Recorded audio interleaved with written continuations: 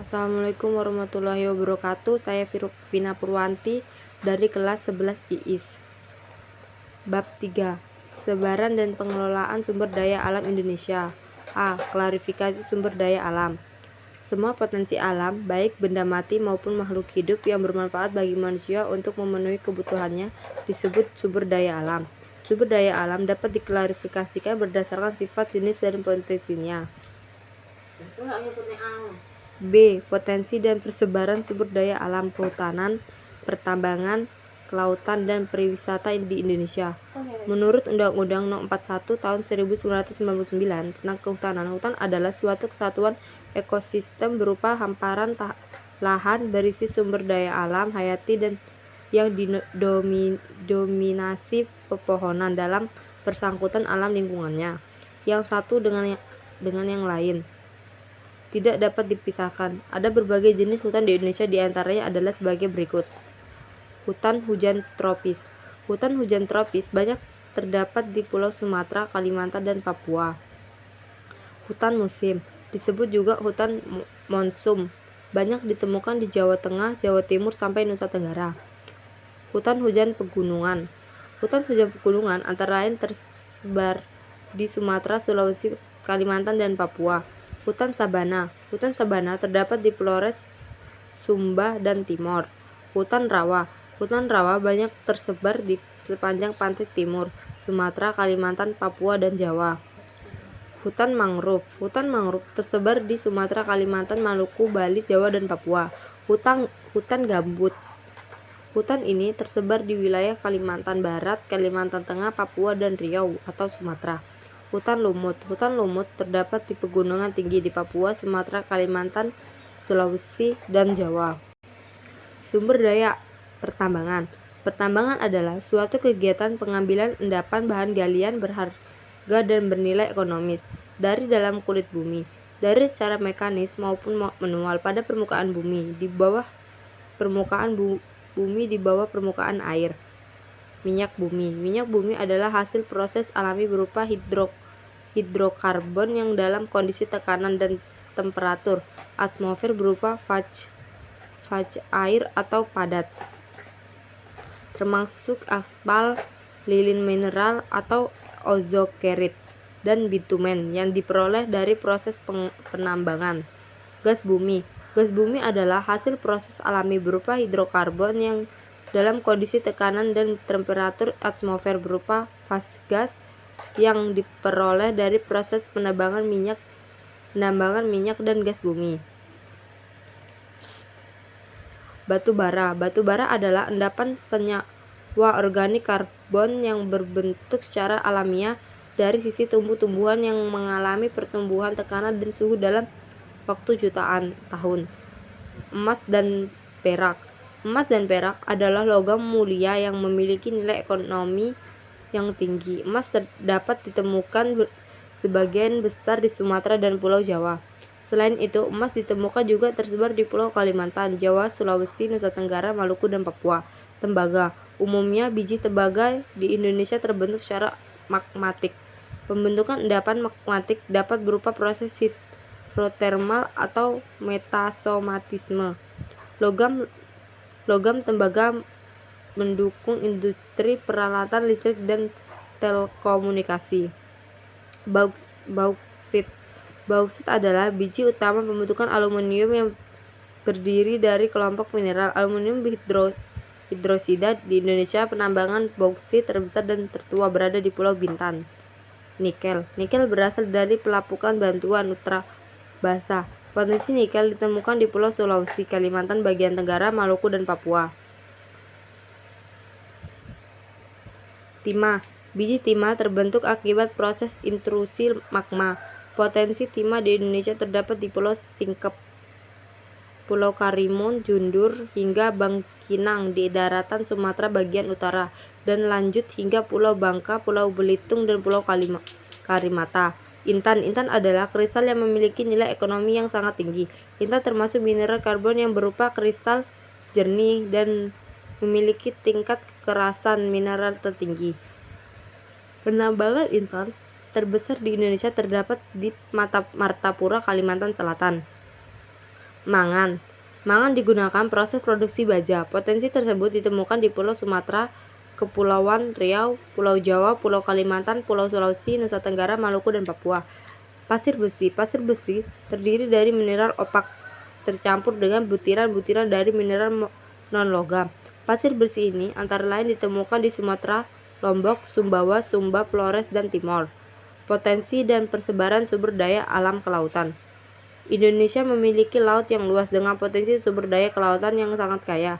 Ekosistem laut Indonesia antara lain mencakup hutan mangrove, terumbu karang, dan padang lamun. Potensi laut Indonesia tersebar dalam 18 ekoregion. Hutan mangrove. Hutan mangrove adalah hutan khas yang hidup di sepanjang pantai atau estuari di daerah tropis yang dipengaruhi oleh pasang surut air laut. Luas mangrove Indonesia sekitar 4,25 juta ha.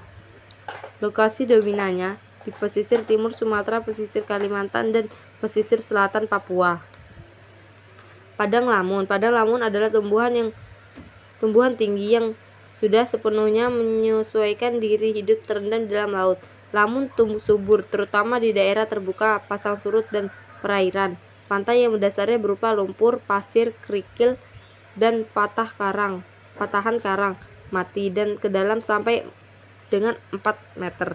Terumbu karang. Terumbu karang adalah bangunan kapur bawah laut atau CaCO3 yang dibentuk oleh jasad hidup seperti karang batu dan alga berkapur. Sebanyak 18% luas terumbu karang di dunia dan ada di Indonesia.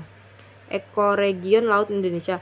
Ekoregion laut adalah wilayah perairan laut dengan komposisi spesies yang relatif homogen dan berbeda dengan wilayah yang berdekatan. Indonesia memiliki 15 ekoregion laut termasuk samudra selatan dan laut. Potensi dan persebaran sumber daya pariwisata. Pariwisata merupakan sektor yang paling potensial mendatang devisa. Selain itu, peristiwa juga paling mudah menciptakan lapangan kerja. Di lingkungan negara-negara ASEAN, peringatan daya saing pariwisata Indonesia berada di urutan keempat setelah Singapura, Malaysia, dan Thailand. Potensi pariwisata di Indonesia diantaranya wisata alam, budaya, dan buatan. Wisata alam. Wisata alam adalah bentuk kegiatan rekreasi dan wisata yang manfaatnya potensi sumber daya alam, baik dalam keadaan bumi maupun setelah ada usaha budidaya. Wisata budaya. Wisata budaya adalah perjalanan yang dilakukan untuk memperluas pandangan hidup dengan cara mengunjungi tempat lain atau keluar negeri untuk mempelajari keadaan rakyat, kebiasaan ada di adat istiadat mereka, cara hidup mereka, serta kebudayaan dan seni mereka. Wisata buatan. Wisata buatan adalah kegiatan rekreasi dan wisata yang manfaatnya objek wisata yang sangat dipengaruhi oleh upaya dan aktivitas manusia. Wisata buatan mencakup wisata MICH atau Meeting Incentive Convention, wisata olahraga, dan wisata terintegrasi. Kawasan Strategis Pariwisata Nasional atau KSPN.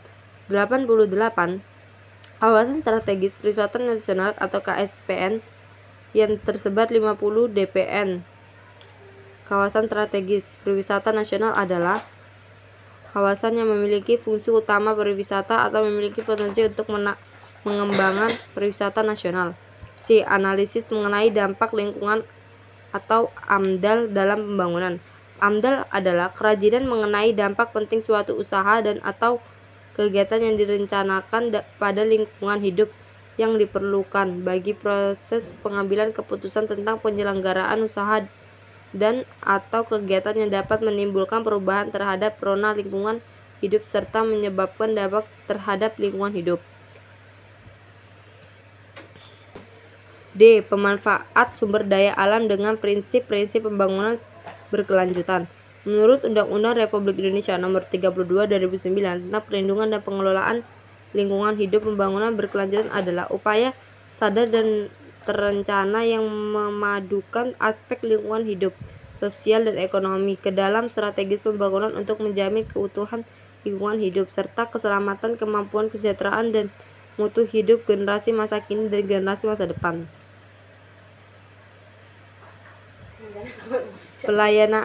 Pelayanan masyarakat di bidang pengetasan kaum miskin, perubahan pola konsumsi, dinamisasi kependudukan, pengelolaan dan peningkatan kesehatan, pengembangan perumahan dan permukiman, dan sistem perdagangan global, instrumen ekonomi, serta neraca, ekonomi dan lingkungan terpadu. Pengelolaan limbah yang meliputi pelindungan atmosfer, pengelolaan bahan kimia beracun, pengelolaan limbah bahan berbahaya dan beracun, pengelolaan limbah radioaktif, serta pengelolaan limbah padat dan cair.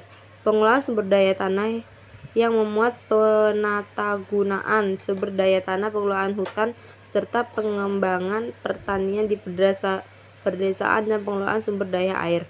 Pengelolaan sumber daya alam yang mengutamakan konservasi keanekaragaman hayati, pengembangan bioteknologi, serta pengelolaan terpadu wilayah pesisir dan lautan.